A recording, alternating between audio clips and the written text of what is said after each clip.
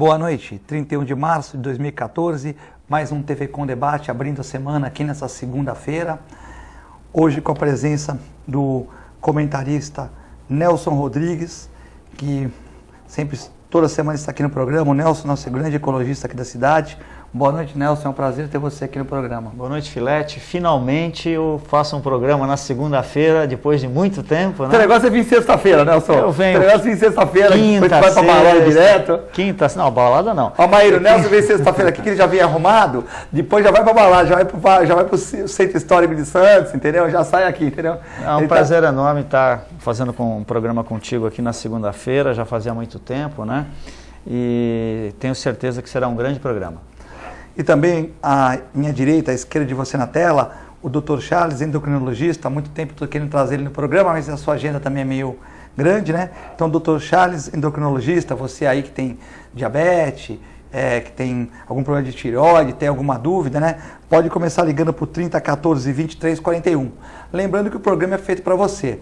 3014 2341, ligação direta, para você mandar sua crítica, sua sugestão. O seu bairro que tem um buraco na rua, que a prefeitura sempre vê o programa e também manda arrumar. Para você que tem uma reclamação de alguma coisa, ou até um elogio também para algum órgão da prefeitura, algum órgão do estado aí também, né?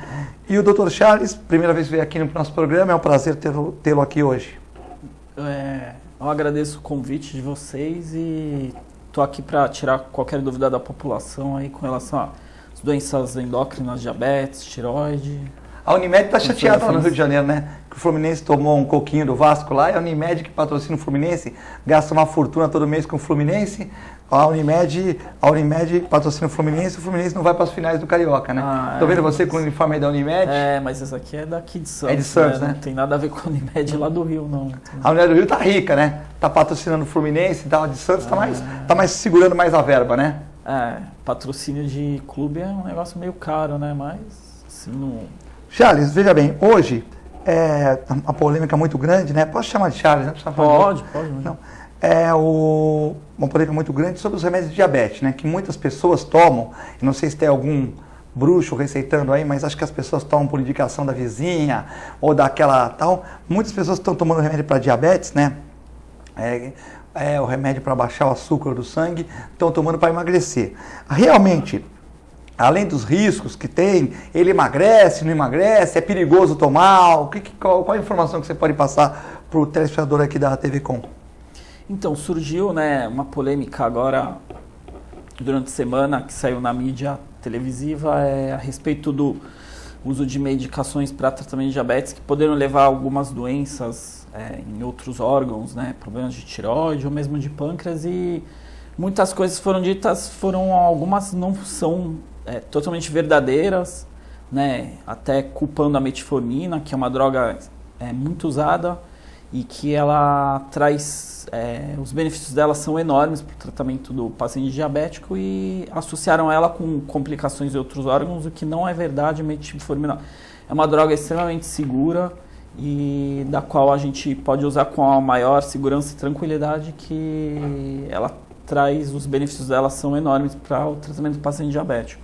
O hipoglicemiante oral, isso é um hipoglicemiante, né? É um comprimido que você toma para baixar, chama hipoglicemiante, não é isso? Um deles é a metformina, é a mais usada, né? Esses hipoglicemiantes orais, eles atuam, por exemplo, vamos supor, e no cachorro não age, né? No cachorro, hipoglicemiante oral não age. O cara fala que tá dando, eu falo, você pode dar, mas se o teu cachorro está com uma glicemia de 200, você muda a alimentação, dá uma alimentação terapêutica para ele e dá o remédio, você vai achar que foi do remédio. Mas hipoglicemiante oral em cachorro não age.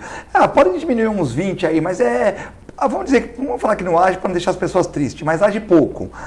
Mas aí você faz dieta, uma ração sem carboidrato, uma ração mais light e tal, que já existe ração médica para isso. Se o cachorro tiver uns 200, 230 de glicemia, nós conseguimos voltar geralmente a uns 120, 130.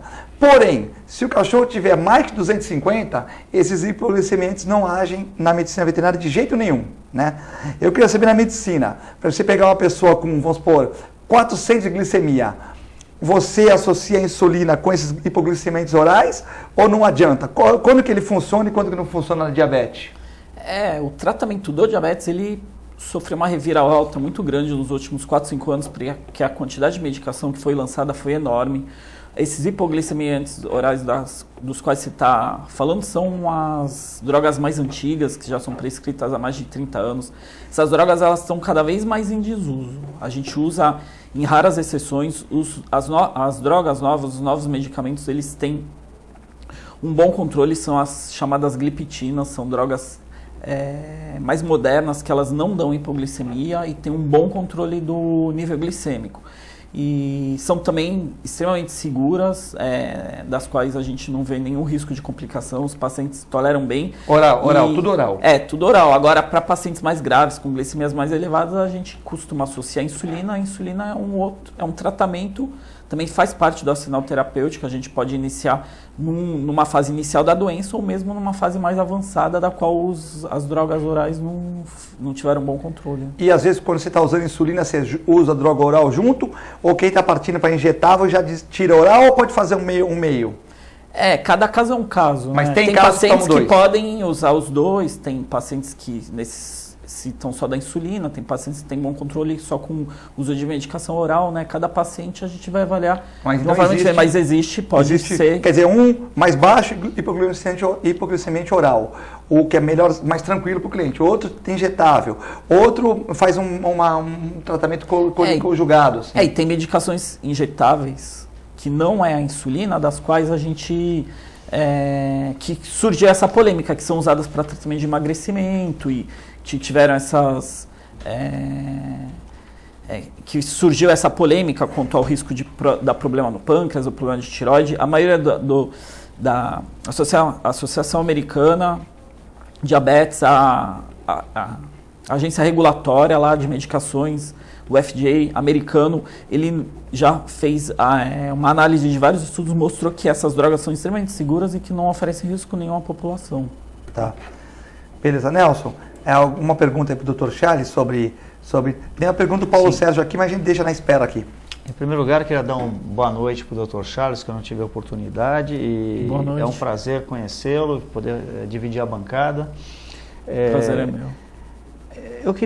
A minha curiosidade em relação ao diabetes são os fatores que levam ao aparecimento da doença, né? São fatores genéticos, predisposição genética, fatores ambientais, fatores alimentares.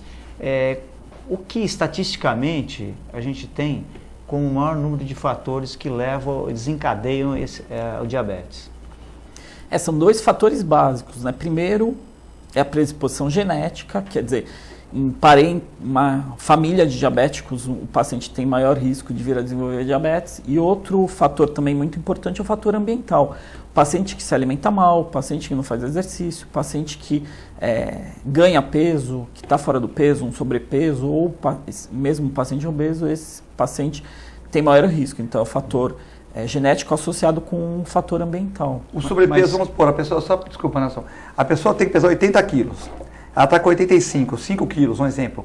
É um sobrepeso pequeno, né? 5 quilos seria pouco, né? Já é um fator assim? Ou você diria, por exemplo, o cara tem que pesar 80 com 100, assim, chutando 20 quilos. Ou um pouquinho a mais, também já é um fatorzinho. E dos esportes, os aeróbicos são melhores ou os isotônicos, calistênicos, como musculação, ou qualquer coisa? Por exemplo, o que é melhor, correr, nadar, ou o cara fazer musculação, fazer uma ginástica de solo, no caso, ou os dois são bons? Para prevenir a diabetes, tentar prevenir de uma certa maneira. Então, os exercícios, de uma forma geral, todos eles são bons. O exercício aeróbico tem uma indicação melhor porque ele vai ajudar até o controle do peso, né? Enquanto a musculação ela não ajuda tanto, né? Não que mas não também ajude, queima, mas pode ajudar. Também. Agora, o exercício aeróbico ele tem uma melhor indicação, mas os outros também são válidos. Agora, mesmo que o paciente ganhe um pouco peso, que nem você falou, mesmo que seja só 5 quilos, se ele tiver uma predisposição forte, ele pode se tornar diabético. Quer dizer, se a família não tiver, ele tiver uns 5 quilos, tudo bem, mas se ele já tiver um pezinho lá para ter, esses 5 quilos vão ajudar. Vai. Certo. Pode continuar, Nelson. Então, só para continuar aquele raciocínio anterior, como o doutor falou, que tem fatores genéticos e fatores ambientais, e algumas vezes eles podem se combinar, não é isso? Pelo que eu entendi. Tanto os dois podem concorrer juntos para o diabetes ocorrer. Agora, ainda estatisticamente, né, nós temos informações quais?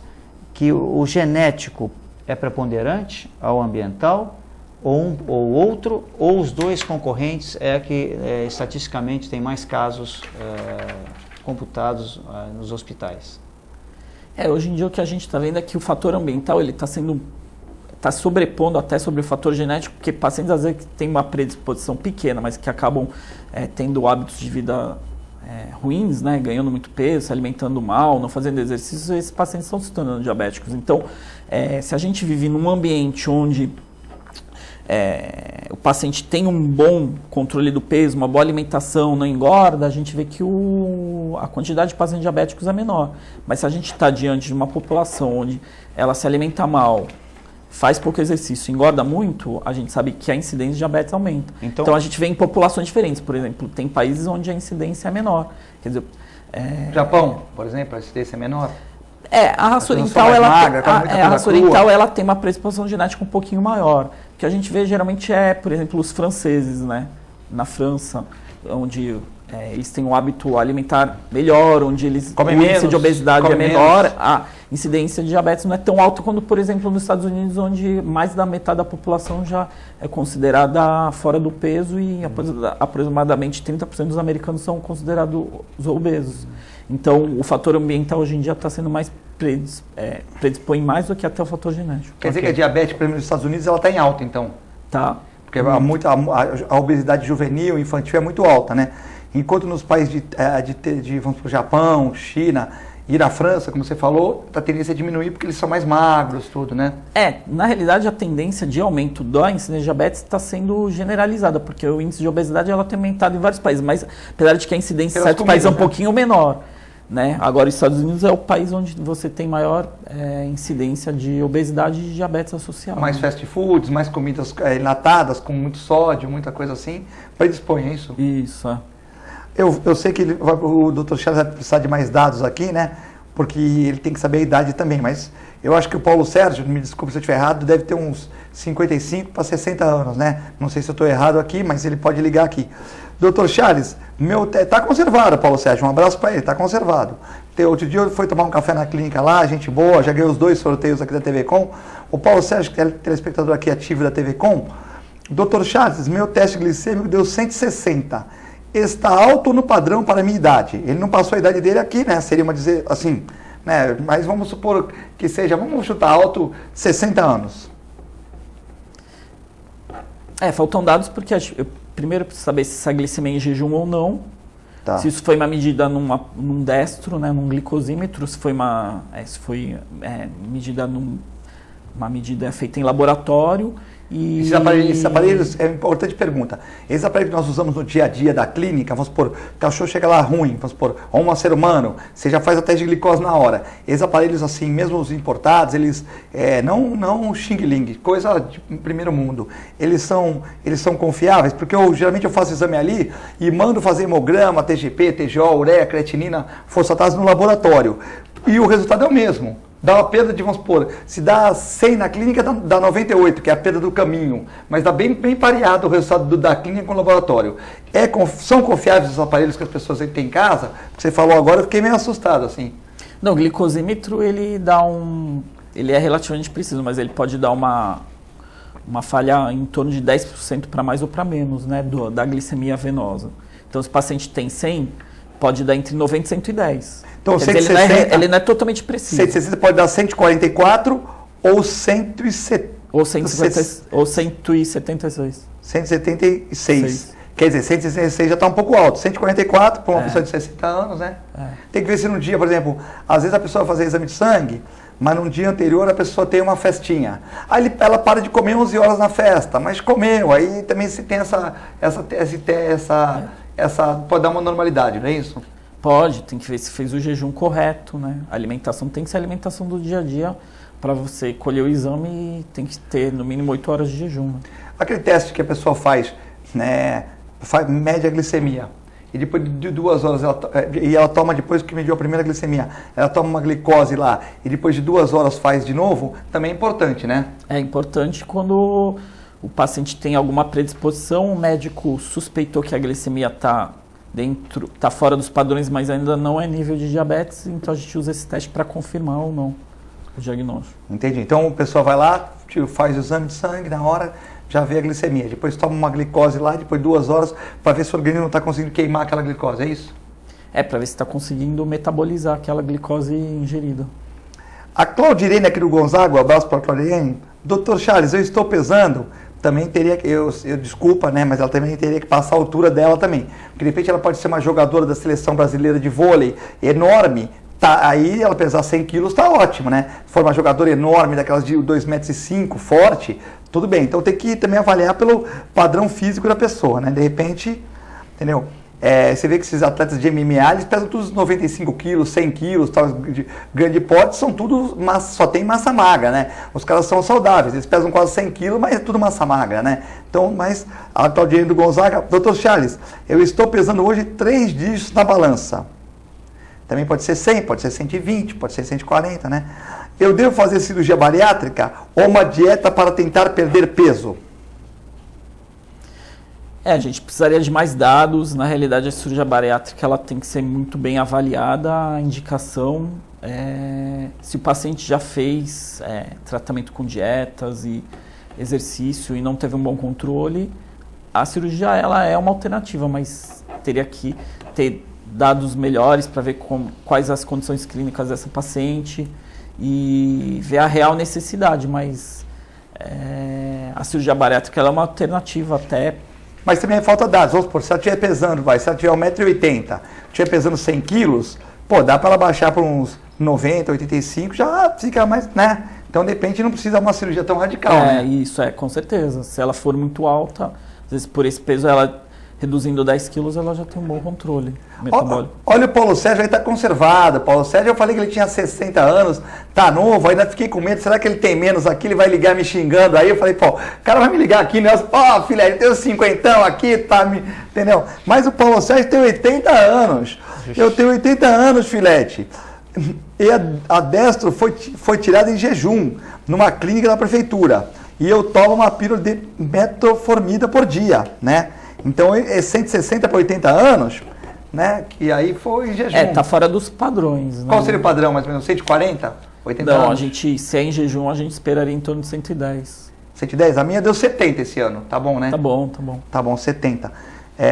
Então, mas o 160 também não é uma hipoglicemia tão alta, assim, dá para tratar com um comprimidinho, né? Tem que avaliar muitas coisas, mas tem assim, que avaliar outros exames mais detalhados, mas ele está um pouco fora da meta. Mas com esse comprimido de 1 por dia, também não precisa ser uma insulina injetável para 160, não. Tá fora da meta. Talvez emagrecer um pouco, mas o Paulo Sérgio, quando eu o conheci, estava bem, né? Agora, né? Eu acho que acho que tá dentro, né? O remédio, acho que tá bom, né? Não podemos questão de ética. Ele assim, precisa ir conversar com o endocrinologista dele e reavaliar para ver se ele está dentro da meta com exames mais detalhados. Né? Tem alguma outra pergunta, Nelson? Depois eu queria falar dos hormônios de crescimento, mas vou deixar para o Nelson aqui participar também do programa. O Nelson que é nosso ecologista aqui do programa, mas também gosta muito de medicina, para ele fazer alguma pergunta aí importante. Eu tenho algumas curiosidades e queria aproveitar a presença do Dr. Charles. É o seguinte, lógico que foi bem colocado, os fatores ambientais hoje estão incidindo muito na saúde das pessoas, né? E tem uma questão relativa a alguns produtos que a gente usa. A gente vai à farmácia, aí compra desodorantes, né? Todo mundo compra desodorante. E o que ocorre? Eu já li alguma coisa a respeito, mas sempre tive uma dúvida na veracidade de algumas informações. Então, determinados produtos, dependendo da composição química desses produtos, eles vão atingir diretamente as glândulas que nós temos aqui embaixo do braço, né? São ligadas ao suor, enfim.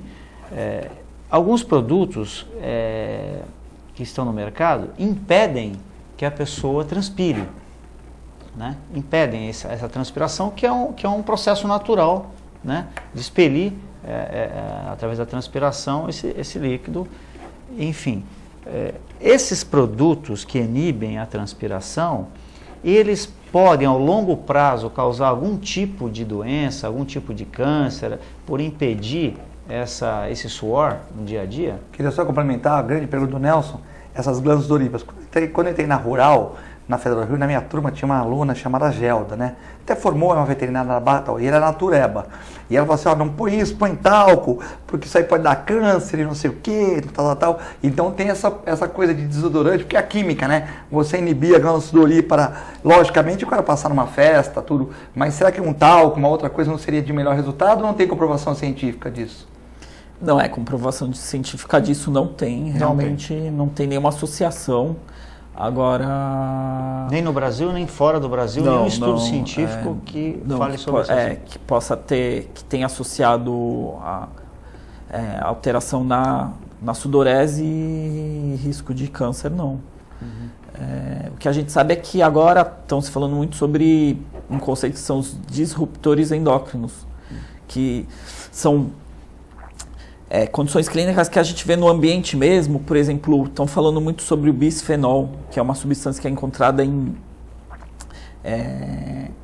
principalmente em plásticos assim, industrializados, que parece que ela leva a alterações sobre a secreção e liberação de certos hormônios, levando até certa doença. E a gente sabe que também o excesso de iodo no sal de cozinha, então como hoje em dia a gente tem ingerido cada vez mais sal na alimentação, né? A gente tem uma dieta hipersódica, então a quantidade de iodo que tem no sal, a gente acaba ingerindo mais iodo porque ingere muito sal, e esse excesso de iodo está levando ao aumento de doenças da tireoide. Então a gente chama, são disruptores endócrinos, estão estudando várias substâncias que estão relacionadas, ou mesmo às vezes algum pesticida relacionado a produtos para implantações, etc., que podem levar a alterações no funcionamento de diversas glândulas endócrinas. Ou seja, como não tem um estudo científico comprobatório, pode ser como pode não ser, né? Isso é uma área dentro da endocrinologia que está se abrindo agora e que estão mencionando e já estão estudando algumas condições clínicas relacionadas com algumas situações que podem levar a alterações das glândulas endócrinas relacionadas com o excesso de algumas substâncias. E o excesso de iodo no sal de cozinha já mostrou que leva ao aumento da incidência de doença tiroidiana. Só para o telespectador entender, o nosso sal é iodado, que é um decreto federal, onde tinha muitas pessoas com bócio endêmico, né, pela falta de iodo, ficavam com aquele pescoço enorme, né? Então foi um decreto federal onde que é obrigado a colocar iodo, que tinha que dar iodo para a população. Ia colocar onde? No ar não dá. Né? Na salsicha nem todo mundo come salsicha. No dal, então vamos colocar no sal. Então nosso sal tem iodo, né? Então o sal, né, que vem com iodo, e aí a falta do sal dá o bócio endêmico. Mas o excesso também causa outros problemas, não é isso, doutor? O excesso, por isso que ele de uns 2 anos para cá eles diminuíram a quantidade de teor de iodo no sal de cozinha. Eu dei risada agora. Mas tem tipos de sais diferentes, né? Tem o sal marinho, tem o sal... Tem vários padrões de sal que é vendido no mercado com uma quantidade menor de sódio, eu sei que tem vários produtos... mas na prática mesmo assim não fazem tanta diferença, né? Na prática não tem diferença entre você usar um sal desse industrializado? Na realidade a composição, né? Como ele é feito, né? Na realidade que nem o açúcar, né? Se é um açúcar refinado, se é açúcar mascavo. Então é o processo de manipulação, de industrialização, né? Que é a transformação, produtos químicos que usam, né? Lembrando que o sal estava rindo sozinho, porque às vezes você sai um grupo, sai um grupo, aí o cara pede, no fim de semana, uma batata frita, o cara vai lá e coloca sal. Calma. Cada um coloca o seu, porque os caras colocam aquele sal com vontade, né? Então, por exemplo, a minha pressão está 12/9, então toma cuidado, porque de repente o excesso de sal causa um monte de problema, né? Então, na bolacha tem sal, no pão tem sal, tudo que você come tem sal. Você fala, mas eu estou comendo, mas tem sal, entendeu? De repente, se exagerar, pôr a mais é complicado, né, Charles? É o que está acontecendo hoje em dia, o excesso do uso de sal pela população que aumentar a quantidade de ingestão de iodo e que levou à predisposição ao aumento da incidência de doença tiroidiana. Charles, nós vamos entrar num tema aqui. Eu leio essas revistas semanais, né? Não vamos citar o nome delas, Veja, Isto É, tem um monte aí, né? Um monte de revistas mais conhecidas e tal. E numa dessas revistas de circulação semanal, eles enalteceram muito alguns médicos de São Paulo, até tiveram umas críticas, né?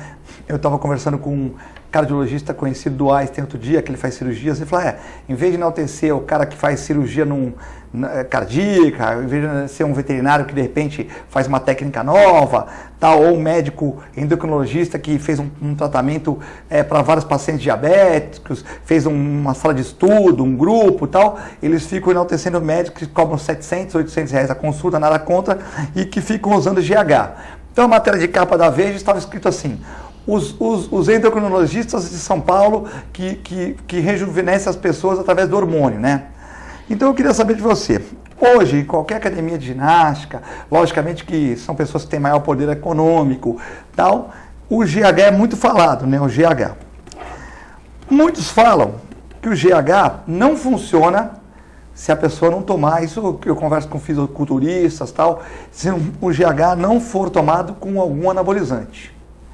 A gente sabe que quando a gente vai ficando mais velho, vai diminuindo o hormônio de crescimento, né? Depois de 30 anos ele começa a diminuir, o Charles vai corrigir.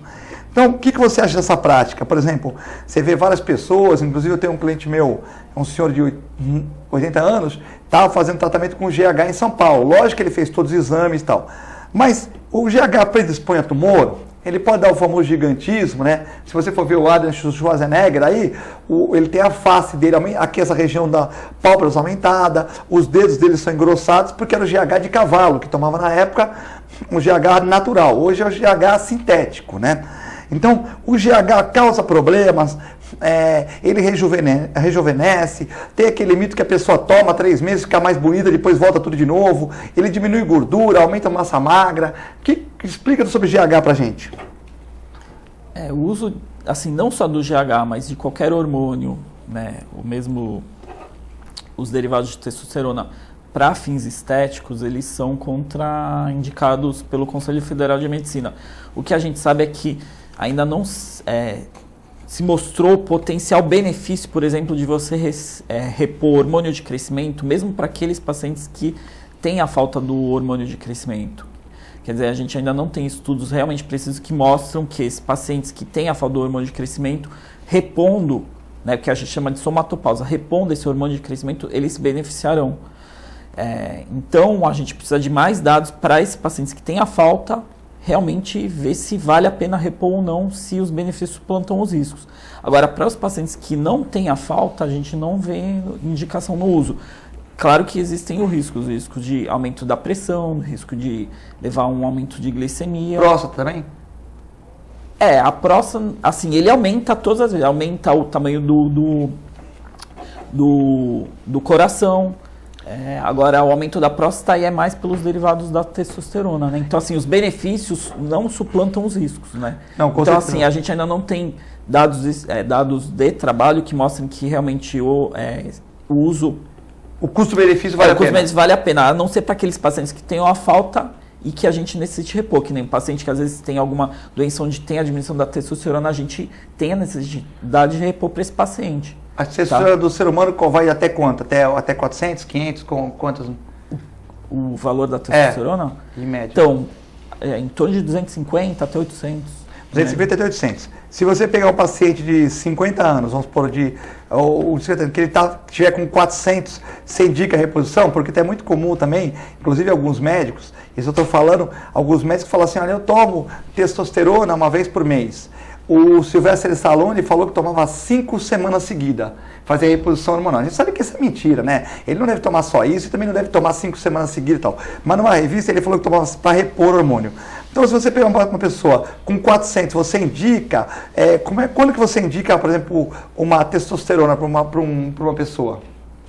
Então, geralmente, o paciente que tem sintoma, então, geralmente ele tem as queixas de diminuição de libido, falta de desejo, ou mesmo diminuição da ereção, né, que são sintomas clássicos, o mesmo fadiga, indisposição, desânimo, que pode estar relacionado com a diminuição da testosterona e o nível de testosterona. O nível de testosterona não dá para precisar. Tem pacientes com níveis um pouquinho maiores que o valor normal, que já tem algum sintoma. Então, a gente tem que avaliar, pesar caso a caso, o quanto aquilo está interferindo e o nível de testosterona. Dá para a gente só, pelo nível de testosterona, definir. Quer dizer que tem um paciente que tem quase 800 lá e já está meio cansado, é isso que você quer dizer? Não, aí se for um nível muito alto, não. Aí a gente tem que buscar outras causas. Né? Ah, tá. De repente você está dizendo que o nível basal dele é 600, mas tu nunca fez exame nele. Vamos supor, o nível do Nelson é 600, o meu é 600. Mas eu estou chutando, né?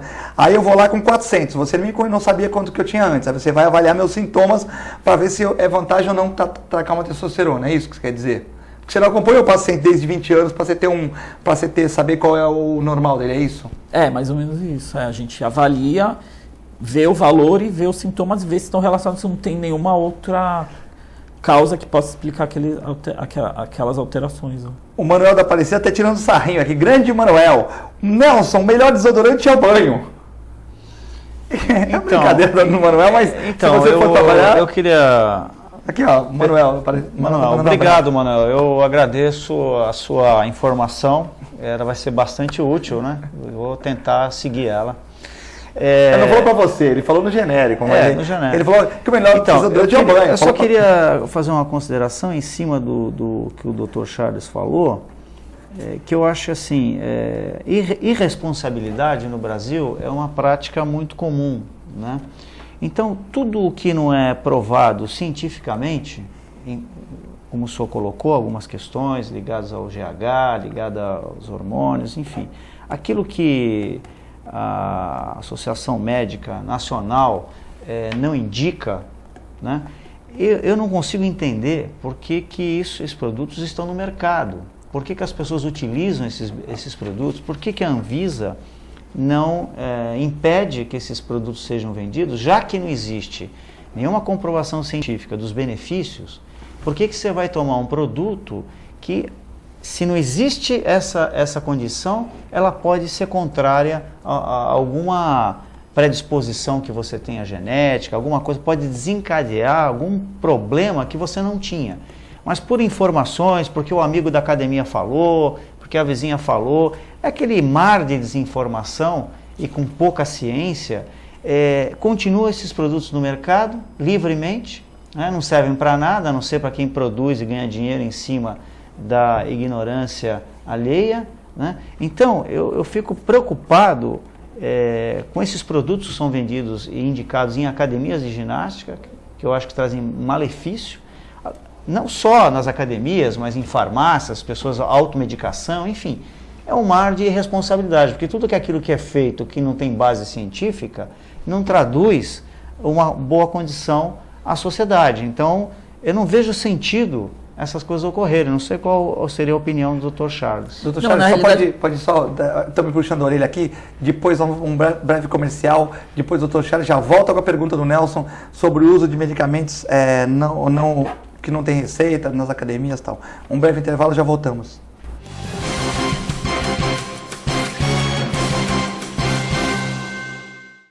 Todos os dias aqui na TV Com, a partir da meia-noite, o jornalista Pedro Alcântara leva até você as festas mais badaladas da Baixada Santista e Grande São Paulo. Eventos culturais e artísticos em entrevistas descontraídas e inteligentes. Oferecimento de Fratelli Fato.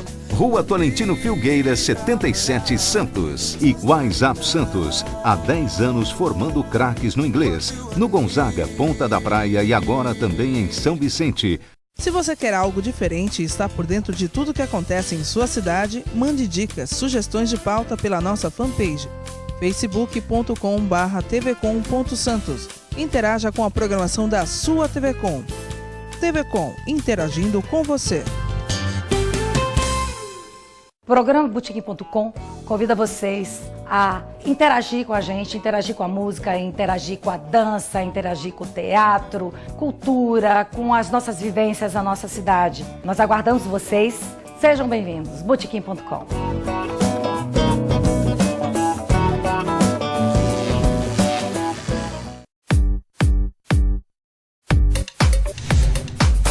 Venha conhecer o Quiosque Point das Tribos, oferecendo o que há de melhor na gastronomia japonesa. Além de sushi, sashimi e yakisoba, você encontra porções variadas, lanches e o melhor temaki da região. Venha conferir. Avenida Ayrton Senna da Silva, 35A, Quiosque do Itararé. Delivery 3013-5149. Point das Tribos.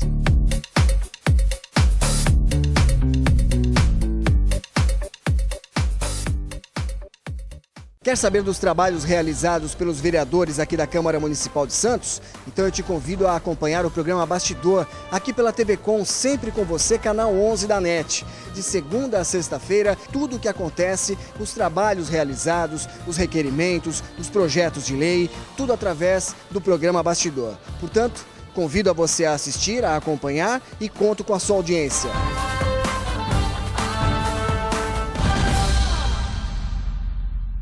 Buffet Maison Vannucci, um novo conceito em festas. Requinte e sofisticação no mesmo espaço. Atendemos todos os tipos de eventos: aniversários, casamentos, confraternizações e festas infantis.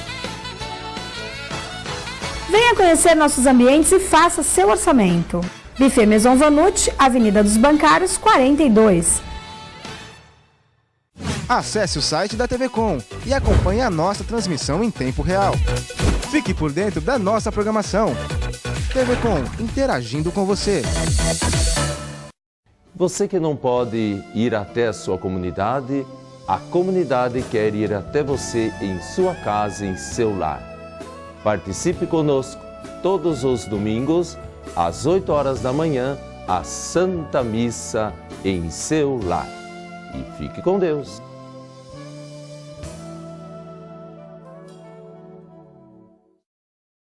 Oficina Frota Vento conta com uma infraestrutura totalmente automatizada e com o que há de mais moderno em equipamentos e tecnologia, com serviços de funilaria, repintura, mecânica e eletricidade, além de oferecer diversos modelos de carros antigos para aluguel. Oficina Frota Vento, localizada na Rua João Éboli, 57 em Santos. Telefone 3223-2969 ou 3221-4853. Oficina Frota Vento.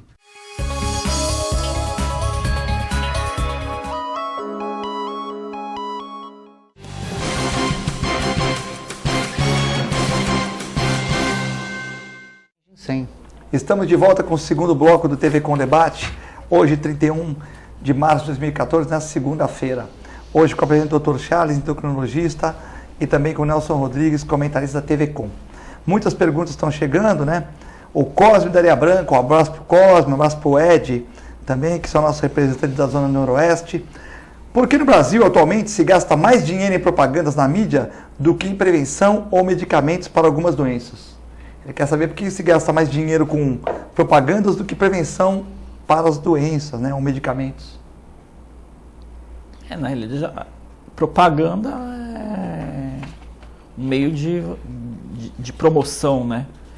Enquanto o ideal seria realmente as ações preventivas, mais que as curativas. As ações preventivas são as ações sociais e de saúde mais importantes, né? Da prevenção, que a gente busca evitar os males, né?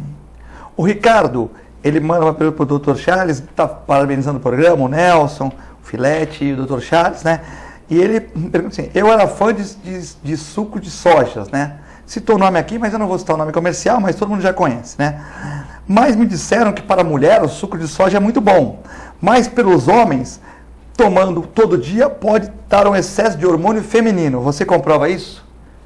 Não tem comprovação disso. Mas tem buchichos disso aí? Tem comentários? Tem diversas medicações que até eram usadas assim, como hormônios naturais à base de soja, né? Mas não tem realmente comprovação científica que esses medicações à base de soja realmente façam a reposição hormonal feminina, tá? E também não é o suco de soja que vai aumentar o hormônio feminino no homem. Isso... Quer dizer, por exemplo, ele está tomando o suco dele, pode continuar tomando. Você pode, acha que tem benefício a soja para a saúde ou não?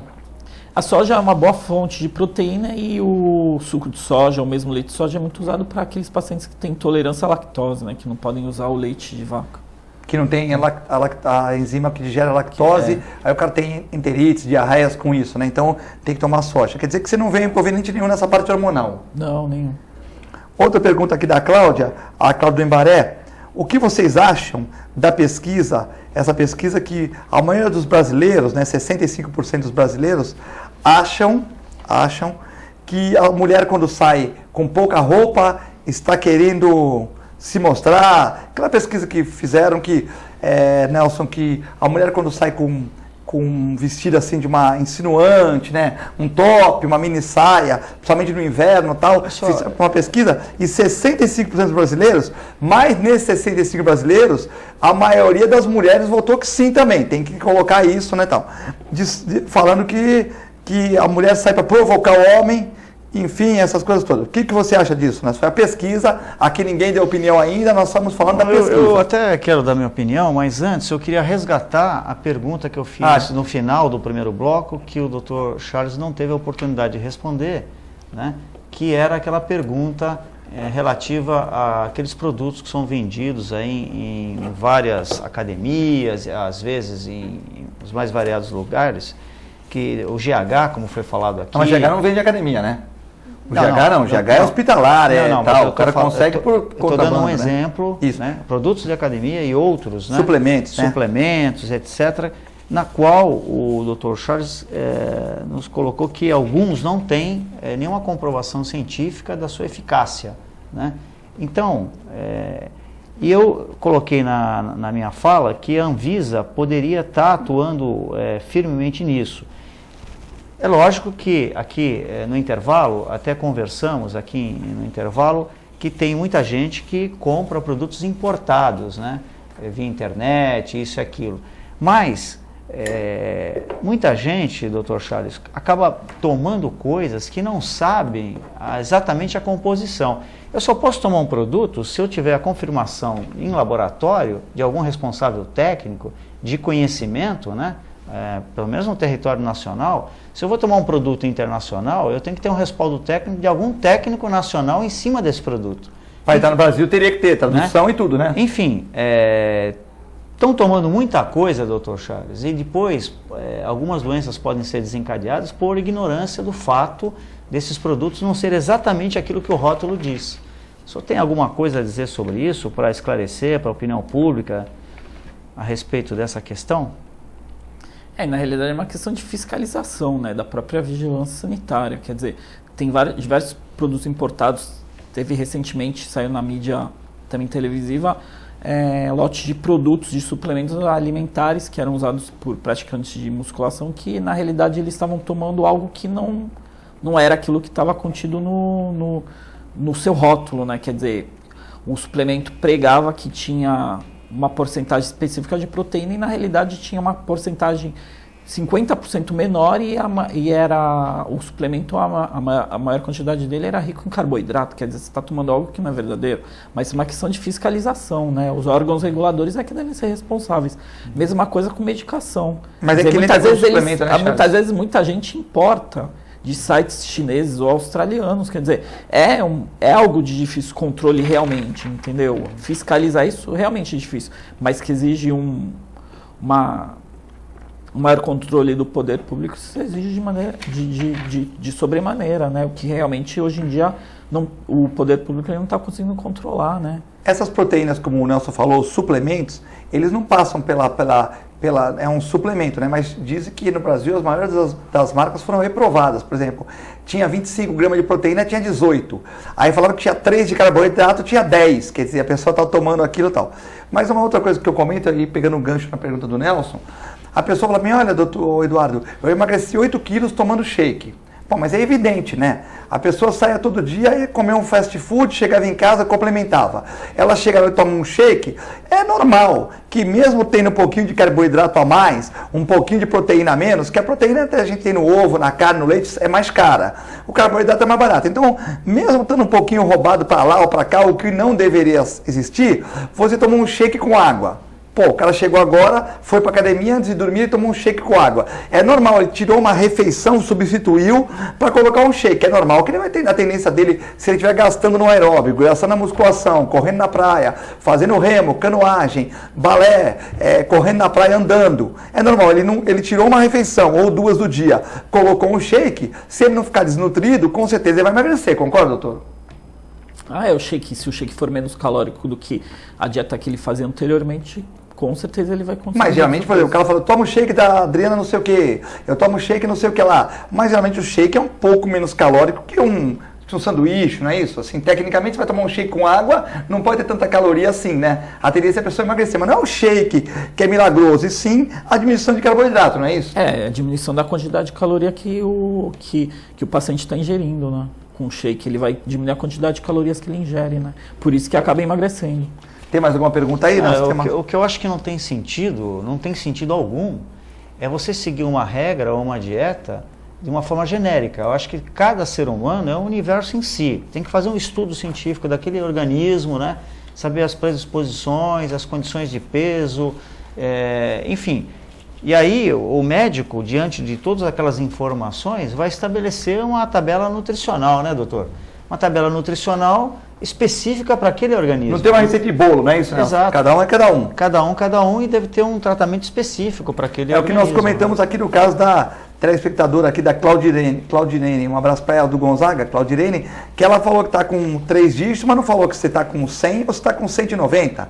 E também não falou qual a idade dela, e também não falou qual o peso dela, e não falou como é que está a glicemia dela. Então fica difícil do médico analisar assim, friamente. Ela pode ter 2 metros de altura, está com 90 quilos, né? Tudo bem. Como ela pode ter 1,50 m e está com 1,60 m e está com 120. Então tem que ver também tudo isso, né? Ah, sim, cada paciente é um paciente, cada caso é um caso, tem que ser avaliado de forma individualizada. Então vamos voltar para aquela pesquisa, nós que já tem a Silmara do Gonzaga, a Silmara que está atenta aí, um abraço. O resultado dessa pesquisa, eu não vou falar o resultado da pesquisa, Silmara, o que você acha, porque senão vai inibir os nossos comentaristas. Vamos pegar a opinião do Nelson, a opinião do Charles, depois eu vou falar a minha opinião aqui, certo? E depois nós vamos ler a Silmara, senão nós vamos ficar pré-condicionado ao que a Silmara acha, né? Nelson, pesquisa onde 65% dos brasileiros, segundo pesquisa, dizem que a mulher que sai um pouco mais exótica, um pouco mais exuberante, um pouco mais desprovida de tecido, certo? Ela está provocando os homens, mostrando que a maioria das respostas foi dada por mulheres. Olha, Silmara, o que é... Não, a Silmara não, ela deu a opinião dela aqui, mas eu não vou relatar. A pergunta foi minha, a Silmara vai entrar depois. Não, mas a pergunta não foi da Silmara? Não, a pergunta foi minha. A pergunta foi da... Peraí, a pergunta primeira foi da Cláudia. A Cláudia perguntou e agora a Silmara está dizendo a opinião dela. A Silmara se antecipou. Então, respondendo a Cláudia, que fez a pergunta, né? Cláudia do Imbaré. Cláudia, o que a gente analisa, se essa pesquisa tiver aí for uma pesquisa científica, né, bem trabalhada e tal, denota que o brasileiro, na verdade, ele é conservador, tá certo? A média dos brasileiros são conservadores e a gente tem que sempre tentar trabalhar com a realidade, né? Porque tem um setor da sociedade que, infelizmente, fala uma coisa e age de outra, né? A gente precisa trabalhar com os dados reais, né? O brasileiro, na média, é conservador, né? E aí, a partir daí, desse retrato do brasileiro, existem muitas considerações a fazer que talvez num programa só não dá, né? Porque tem um aspecto emocional, tem um aspecto da moda, tem do clima também, né, Nelson? Tem um aspecto do estímulo, né? Do homem e da mulher, tem a questão cultural, enfim, tem muitos aspectos a serem abordados sobre isso, né? Então eu acharia que a gente precisava ter mais tempo para a gente poder abordar melhor esse assunto. Doutor Charles, essa questão aí dessa pesquisa aí, qual a sua opinião? Na realidade, essa pesquisa mostra que a gente ainda vive numa sociedade extremamente machista, né? Porque, na realidade, a pesquisa falava sobre mulheres que às vezes se vestem de uma determinada forma e que elas não poderiam, às vezes, que elas eram culpadas, às vezes, de serem abusadas por estarem se vestindo daquele jeito. O que é um absurdo, né? Porque o estupro, ele é uma forma de crime e por mais que a mulher se vista de um jeito ou de outro, o corpo é dela e ela pertence e ninguém pode abusar de uma mulher pelo fato dela estar se vestindo de um jeito ou de outro. Isso aí mostra que a gente ainda vive numa sociedade extremamente machista, né? Apesar, né, doutor, que a gente pode fazer algumas considerações, né? Ninguém pode, num escritório de trabalho, por exemplo, trabalhar de biquíni, né? Então, acho que em todos os meios em que a gente está, tem um determinado padrão de comportamento. O médico atender você de shorts e camiseta. Exatamente. Mas aí extrapola um pouco mais, não é porque é de biquíni, agora, mas, por exemplo, ninguém pode, por exemplo, trabalhar no escritório de peruca de palhaço, entendeu? Então, assim, a gente extrapola um pouco, entendeu? Também não. Não, que ele quiser, assim, de repente tu vai ter no consultório... Quer dizer, a questão não é o biquíni em si, entendeu? É a postura que só tem naquele local. Exato, o biquíni na praia, porque Então, ele diz assim, que aí a mulher usa o biquíni e ela tá instigando o homem a... E aí ela... Não, mas o biquíni na praia não está considerado. O biquíni não na praia, né? Não, sim. Não, o que eu quis dizer é o seguinte, na nossa espécie, entre as espécies que existem no planeta, né, por exemplo, o pavão é uma espécie. O pavão, ele quando ele abre lá as asas dele, ele atrai a fêmea. Porque naquela espécie, quem atrai, quem seduz e quem é o sedutor, né? Em cada espécie tem uma característica, né? Então eu estou dando esse exemplo do pavão, que é uma espécie que é bem clara. Na nossa espécie, né, a mulher, pela beleza, por toda a sua maneira de ser, ela que atrai o homem, né? Na nossa espécie, genericamente, é assim. Né? O homem é atraído pela beleza da mulher. Né? Então, são características da nossa espécie. Agora, em termos de comportamento social, né, eu acho que tem um vestuário para cada tipo de... uma indumentária para cada tipo. O que a pesquisa vai dizer assim, que assim... nada a ver com as crime. Mulheres que se vestem desse jeito... Nada a ver com crime. Mas era isso que a pesquisa dizia. O crime é crime, independente do vestuário. Não né? justifica a mulher usar uma roupa tal, ela merecer ser estuprada. O crime é crime, em qualquer situação. Isso é um absurdo. Em qualquer situação. A Silmara do Gonzaga, o resultado dessa pesquisa é um absurdo. Mas é a pesquisa, né? É o que eu também concordo com o Nelson. A nossa sociedade ainda é conservadora, né? Agora, sendo um pouquinho chatinho, eu vou puxar igual o Nelson falou. Tem roupas e roupas. A menina vai pra balada, vai do jeito que ela quiser, né? Agora, por exemplo, às vezes vai, por exemplo, o médico não atende de shorts e camiseta na clínica dele, né? O advogado não atende sem camisa no consultório dele. Então tem alguns padrões que, né? Então aí, às vezes, por exemplo, tá um inverno, né? Não justifica, né? Mas tá um inverno, mini saia de manhã com chuva, né? Com roupa que não condiz, mas eu acho que a mulher pode usar a roupa que ela quiser, né? O resultado dessa pesquisa é um absurdo. Mesmo que uma mulher saísse nua, homem nenhum poderia pensar em estupro. Não, estupro é crime, né? Apesar que uma mulher, no inverno, sai de mini saia com decote, está pedindo para todo tipo de homem olhá-la. Então a Silmara diz o seguinte, que não justifica, mas também é o que nós acabamos de falar, se ela sai de mini saia no inverno, tal, ela também está, né? O Alexandre, somos estrupados todo dia com esses impostos absurdos, Nelson. Concordo totalmente, Alexandre. Alexandre do Pó da Praia, inteligente, falou, nós somos estrupados todos os dias com esses impostos absurdos, IPTU alto, IPVAs e impostos, pedágios, etc. Concordo plenamente. Quer comentar, Charles? A questão dos impostos é um absurdo aqui no país, né? Se a gente pelo menos tivesse o respaldo e a gente recebesse em troca aquilo que a gente acaba pagando de imposto, que aqui não existe, né? Então... A Flávia quer me complicar. O programa, Flávia, eu sou apenas o apresentador, o programa não é meu aqui, você vai me complicar, mas eu vou ler, entendeu?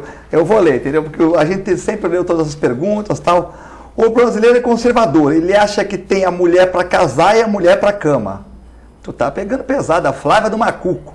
Tá querendo derrubar o apresentador aí. Nelson, mulher para casar e mulher para cama, eu não considero isso. Não, mas acho que cada um, né? Pode ser que tenha pessoas que pensem assim, mas eu não acredito que isso seja a regra geral. A pesquisa, Nelson, foi mais as mulheres que falaram dessas roupas, viu? Essas 65% são mais mulheres que são conservadoras também, né? Eu acho que quando a gente fala uma média do brasileiro é conservador, são de ambos os sexos, né? A gente não vai distinguir que o homem é mais ou a mulher é menos, etc. Acho que não é isso. Uriel do Campo Grande, Uriel tá triste, tá chorando, grande Uriel, né? Ele tá chateado com o Palmeiras ontem. Palmeiras tem um time, mas não tem elenco. Começou um quebra-quebra, quebrou todo mundo e o Ituano ganhou. Uriel, é difícil. É difícil, nosso Palmeirinha aí no centenário aí não arrumou nada, mas tudo bem. Uriel do Campo Grande, tá chateado Uriel, cabeça quente. Falou que o Palmeiras ia fazer final com o Santos. Você é o Santista, palmeirense, Charles? Santista. Então a mesa com 3 Santistas aqui, né? Então todo mundo está contente. Uriel do Campo Grande, até onde a pessoa pode definir que o remédio deve tomar? Em meio a tanta publicidade. Filete, em solidariedade ao Corinthians, o Palmeiras perdeu ontem. O Palmeiras nunca foi muito solidário ao Corinthians, né, Uriel? Mas tudo bem, né? Uriel, a verdade é o seguinte, o Palmeiras, ele fez um bom campeonato, mas ponto mata-mata sempre é complicado. Você viu o Santos ontem? quase que, se não fosse o Oswaldo Oliveira ver que o lateral direito estava cansado e colocar o ataque por ali, nós também, por 2 bobeadas da defesa, que o cara quis namorar com o atacante, né? O cara ficou puxando, pô, aí quase que pediu o cara em casamento, né, pô? Dá uma puxadinha, mas, pô, puxou o cara 1 minuto. Ainda mais com um juiz que dá a média de 7 cartões amarelos e 1 vermelho por jogo. E o outro, pô, em vez de dar um chutão, ficou esperando a bola ali. Quer dizer, 2 falhas de um zagueiro quase pôs o campeonato para o espaço, né? E o Palmeiras ontem, mesmo tendo uma superioridade técnica, começou a ter um quebra-quebra do goleiro, o Valdívia jogando, o Bruno quebrando e não tinha peça de reposição e deu no que deu. O que você acha? Com tanta publicidade, o Charles, é meio complicado tomar remédio? Acho que tem que tomar por indicação médica, né? O médico é que tem que determinar qual a melhor medicação para o paciente, né? Quer dizer, assim, às vezes o paciente se vê no meio de tanta medicação que vê nas farmácias, mas o médico é que vai decidir qual é o melhor remédio para ele. Então, consulta o médico, né, tal, e para a gente ter uma certeza maior, faz exames regulares e tal.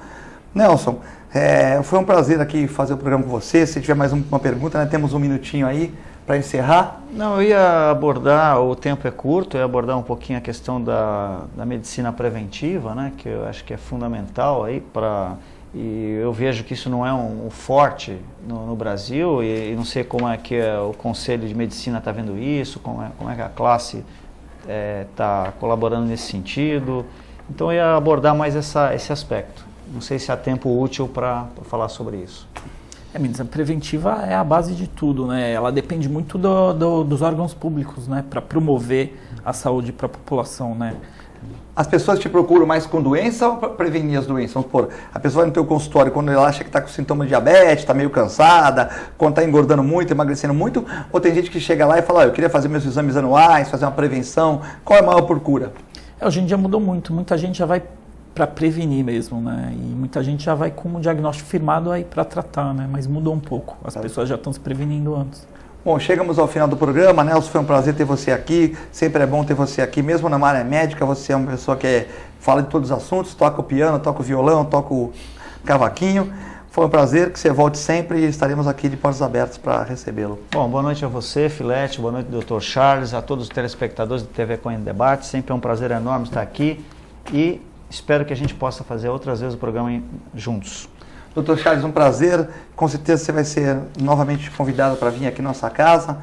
Retorne em paz ali. Muito obrigado pelo você ter arriscado, arrumado um horarinho na sua agenda, que a gente sabe que é uma agenda cheia, para poder vir aqui no TV Com Debate hoje. Eu agradeço a oportunidade de você ter me dado, né, para poder esclarecer a população sobre informações médicas, que é sempre importante, né? Obrigado. Fiquem com Deus, vamos com Deus. Muito obrigado, boa noite e continue com a extensa programação da TV Com.